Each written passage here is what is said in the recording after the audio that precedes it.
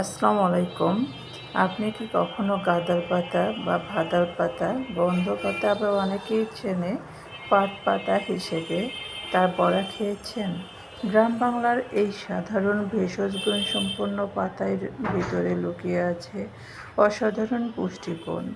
কালের পরিক্রমায় এই পাতা এখন বিলুপ্তর পথে। বাদাল পাতায় বড়া বানাতে হলে প্রথমে বাদাল পাতা কুচি করে কেটে নিতে হবে। তারপর পরিমাণ মতো চালের গুঁড়ো এবং বেসন, পেঁয়াজ কুচি, মরিচ, আদা বাটা, রসুন বাটা, জিরে গুঁড়ো, ধনে গুঁড়ো, লবণ এবং হলুদ, প্রয়োজন মতো পানি মিশিয়ে ভালো করে মাখিয়ে নিতে হবে। যত ভালো মাখানো হবে মশলাগুলো তত ভালোভাবে মিশে যাবে এবং বড়া খেতে খুবই মজা লাগবে। তারপর ভেজে নিলেই হয়ে যাবে বাদাল পাতার বড়া। বাদাল পাতায় অনেক উপকারিতা রয়েছে। এটা মূলত পেটের সমস্যা ও ব্যথানাশক হিসেবে অত্যন্ত কার্যকর।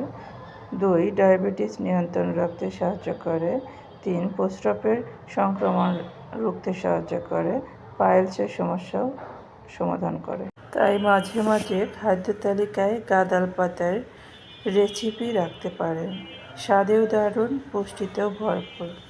ভিডিওটি ভালো লাগলে লাইক, কমেন্টস এবং শেয়ার করতে ভুলবেন না। ধন্যবাদ।